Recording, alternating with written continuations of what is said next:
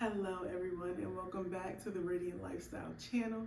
It is your girl, Miss Rachel Mariah, and today with our Biblical Femininity series, we are getting into Miss Hannah. So y'all go ahead and open up to 1 Samuel. First things first, what do we know? What do we learn from Hannah? Number one, Hannah is struggling with infertility. How do we know this? Because it states in the text, of course, y'all see it here. Penina was giving her a hard time because Penina had children and Hannah didn't. Although Hannah was trying, she couldn't conceive.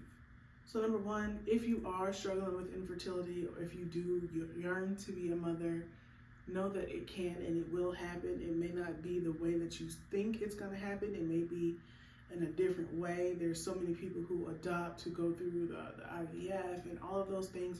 There are different ways that you can become a mother. However, you got to do what Hannah did. So know that you're not alone. And then you asked me, what did Hannah do? Baby, Hannah was a prayer warrior. That's number two. Hannah was a prayer warrior. It stated in the text that Hannah prayed so much that the priest came out thinking that she was a drunk woman because she was just going in. She was letting it be known. She was going before the throne of grace and pleading and yearning and petitioning and doing all the things to get an answer from God. So what do we know? We know that prayer and fasting changes things. How do we know that Hannah was fasting? Because in the text it states that her husband favored her, so he gave her double, although she didn't have any children and she didn't touch her food. She didn't even touch it.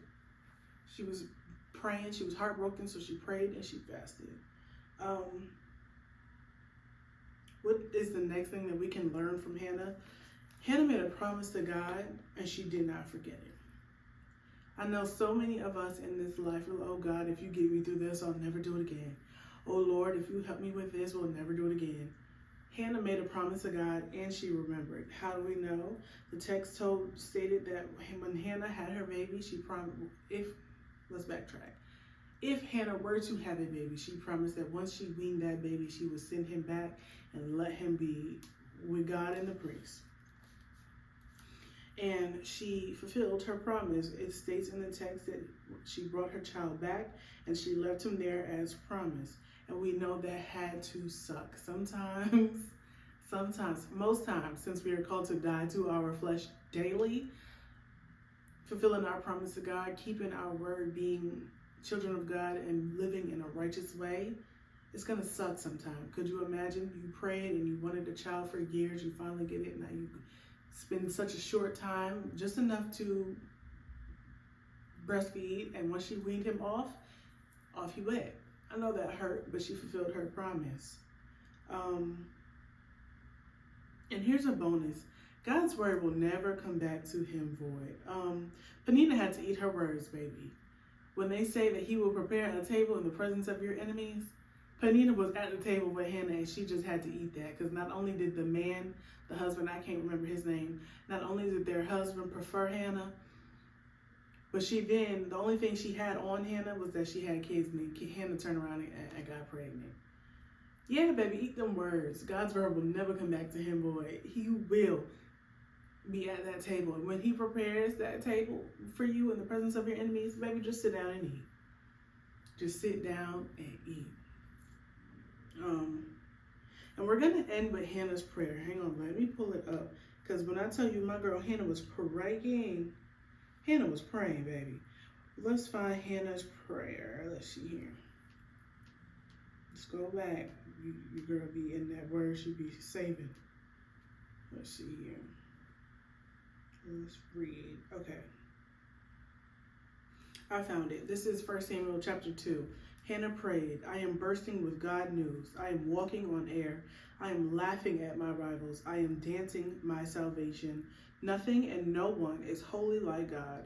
No rock, mountain like our God. Don't dare talk pretentiously, not a word of boasting ever. For God knows what's going on. He takes the measure of everything that happens. The weapons of the strong are smashed into pieces, while the weak are infused with fresh strength. The well-fed are out begging in the streets for crusts, while the hungry are getting second helpings. My God. The barren woman has a house full of children, while the other mother is many of bereft. Hello, can I read? God brings death and God brings life. He brings down the grave and raises up. God brings poverty and God brings wealth. He lowers, he also lifts up. He puts poor people on their feet again. He rekindles burnt out lives with fresh hope, restoring dignity and respect to our lives, a place in the sun. For the very structures of earth are God's. He has laid out operations on firm foundation. He protectively cares for his faithful friends step by step, but leaves the wicked to stumble in the dark. No one makes it in life by sheer muscle. God's enemies will be blasted out of the sky, crashed in a heap and burned. God will set things right all over the earth. He will give strength to his king. He'll set his anointed on top of the world. When you are going through, I implore you to go ahead and look at Hannah's prayer. Be encouraged. Pray it yourself if you need to, but know that God's got you. So what are our things that we could take away from Hannah for our biblical femininity? Number one, during your hard times, you need to pray and fast. People are going to give you a hard time. People are going to give you grief. Pray and fast. You need to be a prayer warrior. You need to pray so fervently that people think you are crazy. And there's nothing wrong with that. Number two, fulfill your promises. Keep your word. Be a woman of your word with God and with others. Let your yes be yes. Let your no be no. Period. And number three, trust God. Trust his word. His word cannot come back to him void. He will prepare that table for you in the presence of your enemies. If he says that he will give you a child, you will have that child. If he says that you will have wealth, you will have wealth. Anything that God promised you, he has to keep his promise. My God, shout out to Lisa and the Knowles and the Brown Singers. Okay? And that is all we have for Miss Hannah. I will see you next week. I don't know who we're getting into. It could be Abigail. It could be Proverbs 31 woman. But stay tuned, and I love you.